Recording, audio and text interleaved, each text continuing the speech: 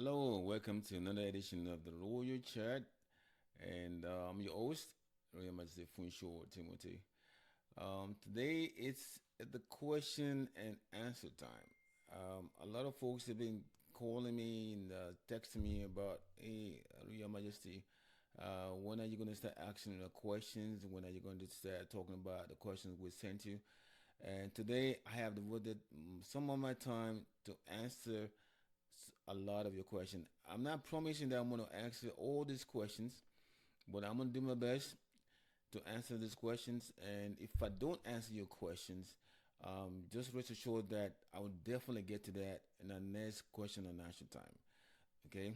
So I have some questions there that I'm going to be answering, and I hope that whoever sending to me is listening to me tonight, and you can be sure that I will give you the best answer that you that would definitely make you feel proud of me.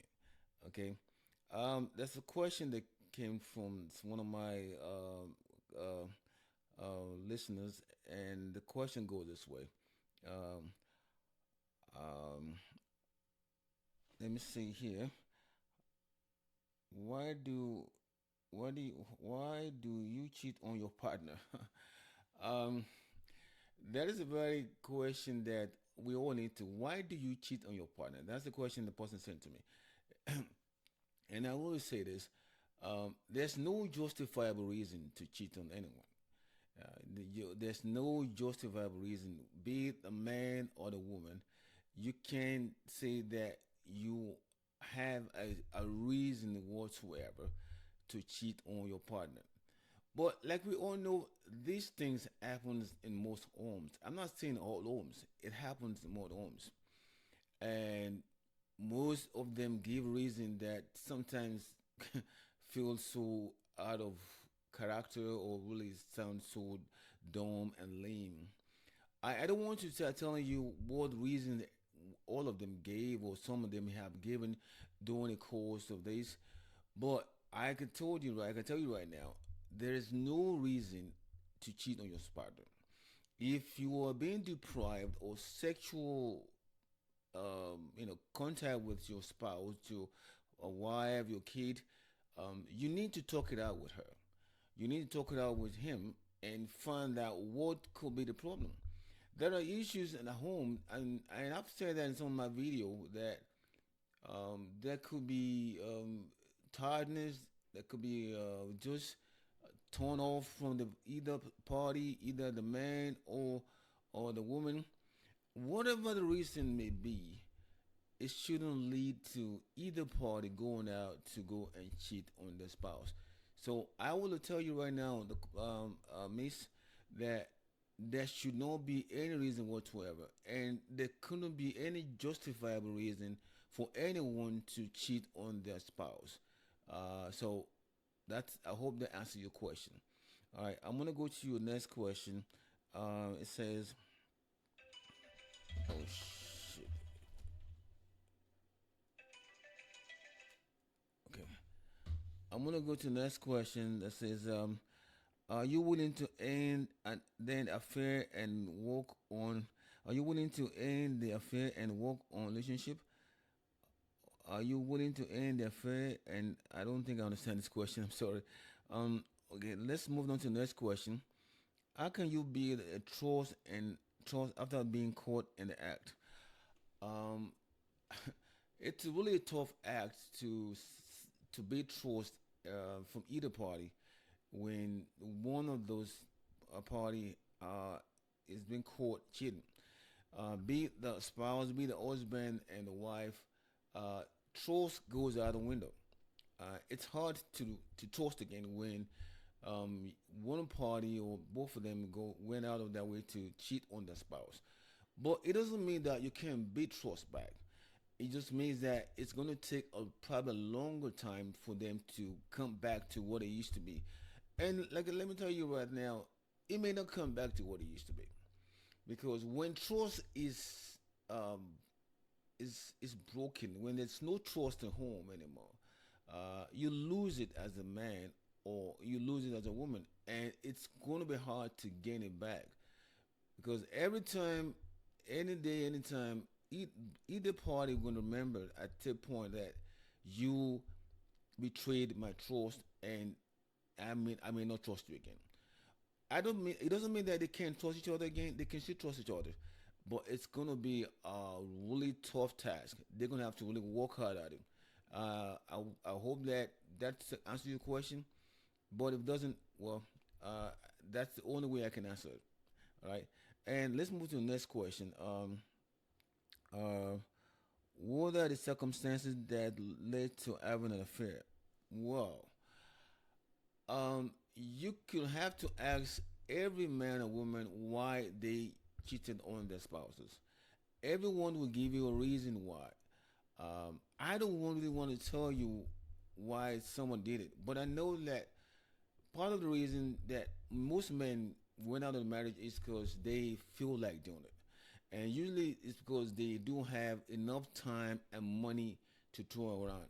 You're not gonna go out there to cheat on a woman out there without having to spend money on her. There's nobody out there, be it a hookup girl, a wrong girl, or a prostitute, that you wouldn't spend money to entice her. So that is one of the reasons why most women, most men, went out their home to go and cheat. But as far as the woman, I don't really can tell. But I really, what I'm can say is this: most women do it because they are being stabbed at home. It's hard for women to cross that part. Before a woman can cheat on her spouse, they a lot of thought might have gone into it. A lot of thought might have really went to the mind because that is what I call the point of no return. If you're gonna cheat on your spouse and it's it's gonna take you a long time to think about to even do it, because most women realize that once they cross that line, to come back from that, it's gonna be difficult, and that's the reason why most marriages breaks off, because once the woman leaves a home to go and cheat on the spouse, the marriage is pretty much over. So, let me ask the question. What? So I hope that answers your question, sir. And now we're gonna go to the next question. After cheating on your partner, how do you feel?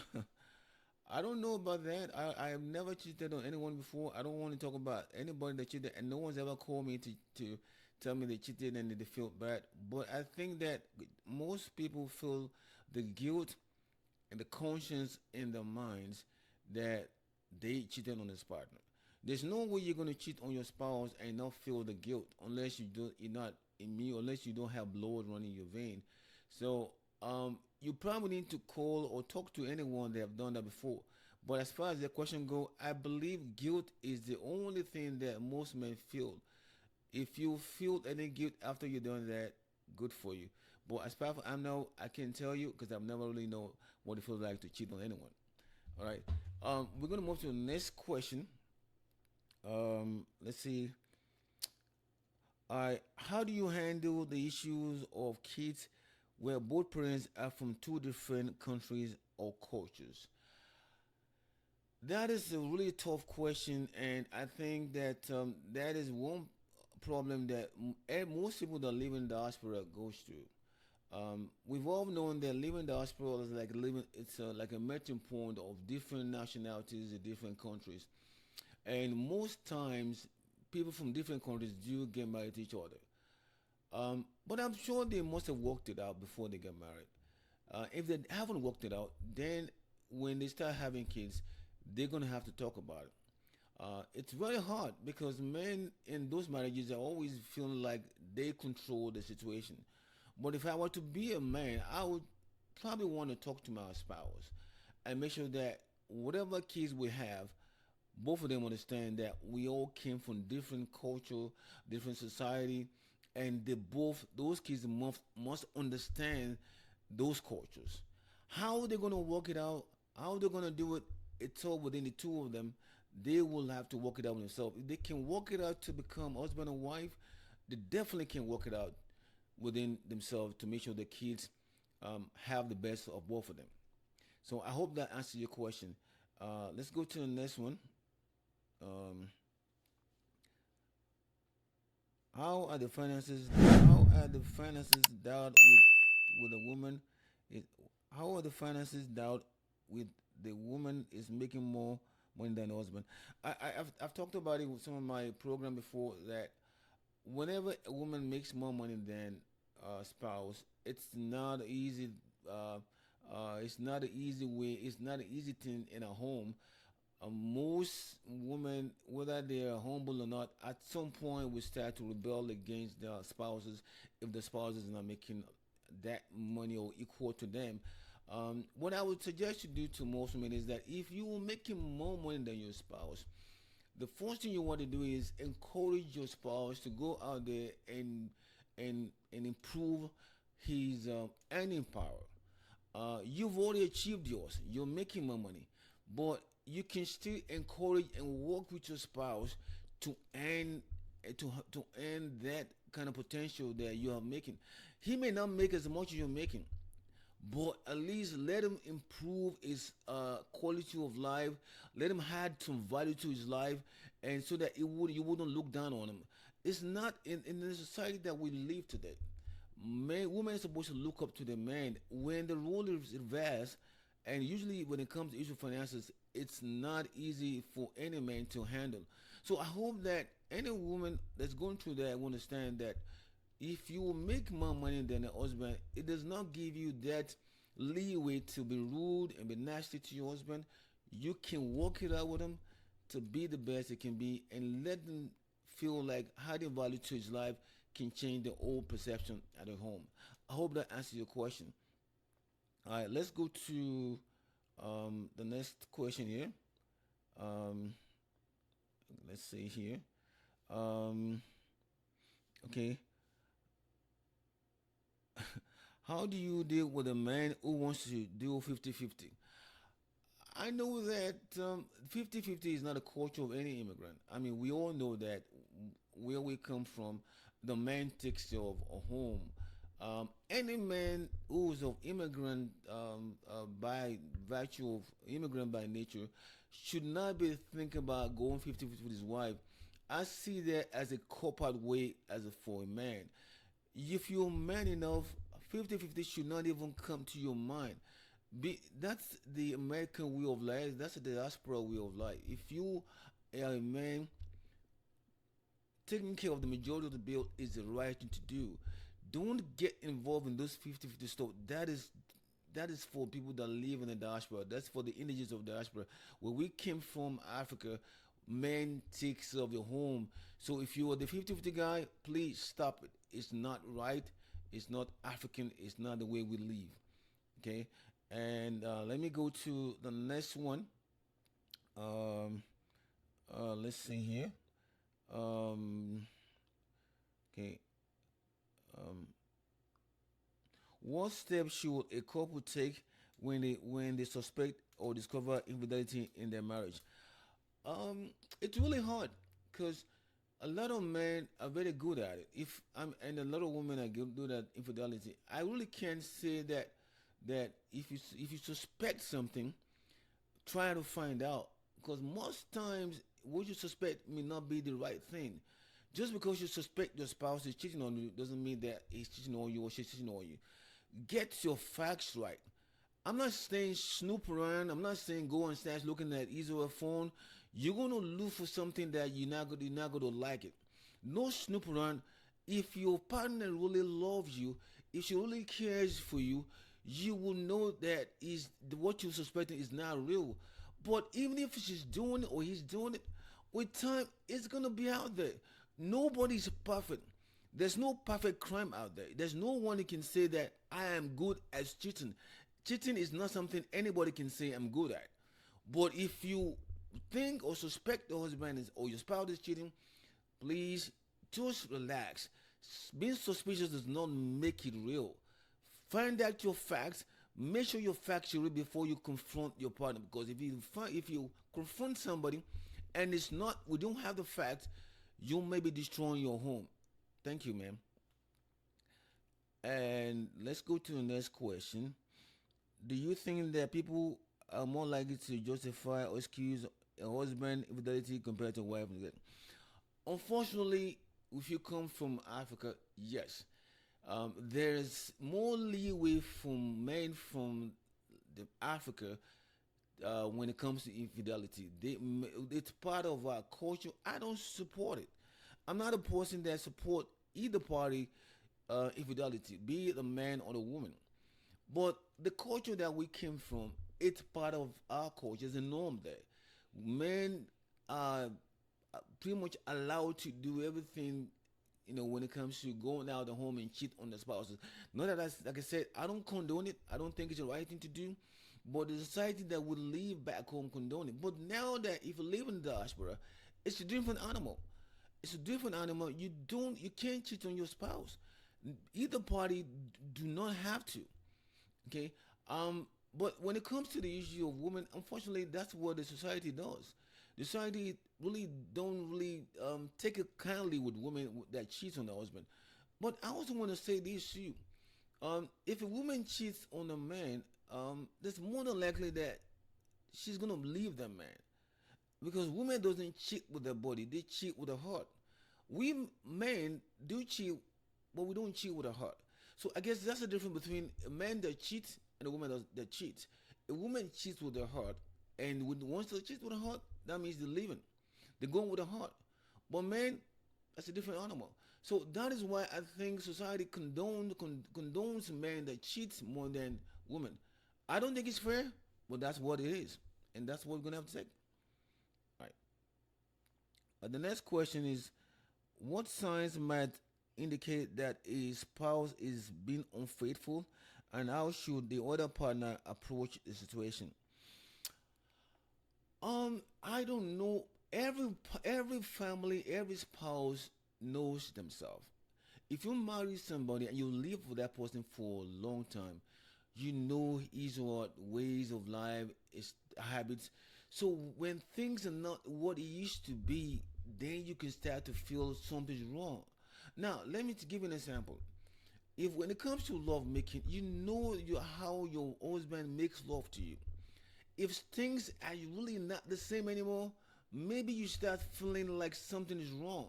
I'm not saying that your husband maybe my husband is cheating on you, but if the signs are there that it's not performing the way it used to, something may be wrong somewhere. But it does not guarantee that it's cheating on you. It just shows that something is not right. Not all things that doesn't seem right is wrong.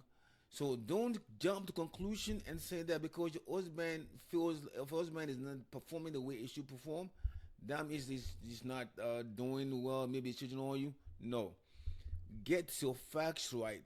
Know your facts right before you start to accuse somebody. The easiest thing to do is to accuse, but once you accuse, you know that you can't take it back, and that could destroy your marriage. So please, ma'am, if you feel in your heart that your husband is cheating on you, make sure you get your facts right before you start to make that accusation. Okay? All right, we're gonna go to the next one. Right? Um,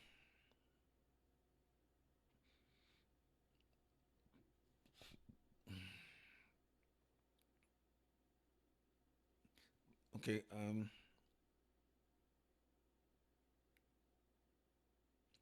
How do you face someone that doesn't support you emotionally and physically and financially?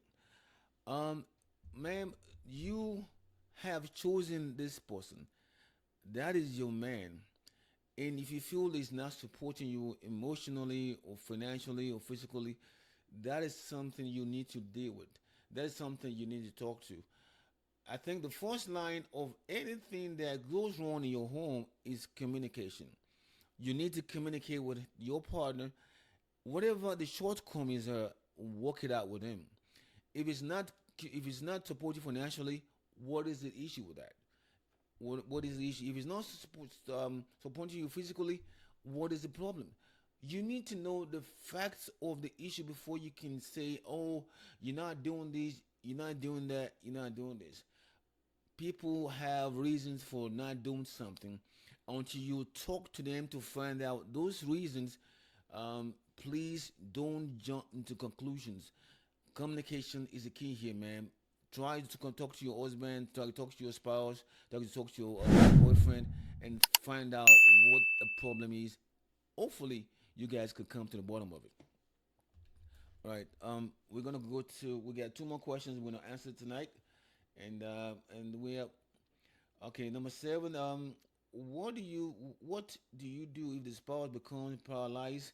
Would you still leave the partner? Oh man, that is a very tough question. I've always said that whatever one does in his easier marriage, it's a personal thing. I am not going to tell you to leave your marriage. I don't even condone anyone leaving a marriage. You cannot leave your marriage for whatever reason whatsoever. Once you sign that line, to for better for worse, that is what it means. It means you're gonna be with this man or be this woman for the rest of your life, regardless of what may have happened. Being paralyzed is an unfortunate incident. I don't think anyone prays for that. I don't think anyone really imagined that he or she will be in that situation, but things happens in one's life. Now, paralysis doesn't mean death. It doesn't mean he's dead or she's dead. It just means that it can perform those things it used to be anymore. So now what you need to do is, ma'am or sir, pick up the pieces, work it out with them, and make sure that okay, whatever the shortcomings may be as far as is paralysis, you can work it out. I know it's a tough situation for anyone. You've been living with somebody for so long, and you've he's been a able person, and all of a sudden something happened and is disabled. That could change a whole lot of things in your life. But doesn't mean that you should leave. No, don't leave this person at this time of his need. This is the time that he needs you most. Stay with him, work it out with him, and I pray to God that everything worked out well. But as far as leaving, please don't leave. This is the time he needs you more. Okay? All right. So we're gonna go to the next one.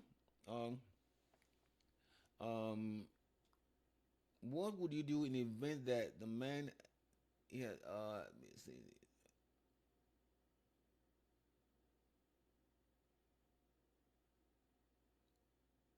All right, it's what what this lady is talking about is that what if the man has an issue with the his package is package. I talked about this thing the other day about packages, and I think this is the question ladies asking me. Um, what I've always said is this: uh, there's no doubt in my mind that, and if you pick 10 ladies today, if you pick 10 ladies now to choose within a small package and big package, 8 out of 10 will pick a big package. The two of them, I really don't know why, but that's a personal choice. So it's a known fact that with a man with a big package will always get the girls. So if you're a man and you have a big package, or if you're a man and your wife loves you, wonderful. But let's move to the other side. If you're a small package guy, that is the problem. Because most ladies don't really want to mess with a guy with a small package. It's not a good thing to have a small package. Don't even tell lady you're a package, small package guy. They won't even deal with you. So, ma'am, I think your question is saying that if you have a man that has that kind of package, what would you do? I don't know what to tell you, ma'am. I don't know what to tell you when it comes to the issue of package. That is your choice. If you love this man with your heart, whatever package this man has, deal with it. Okay?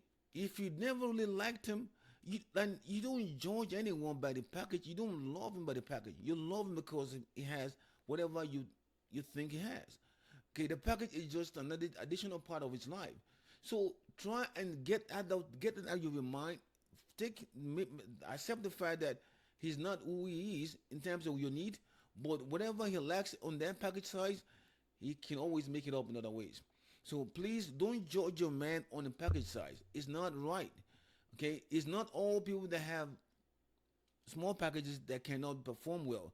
They can still perform well if you allow them to do well. Don't let that thing get into your mind and think that because they have a small package, they can perform. They can perform. They may even perform equally better than somebody with a big package.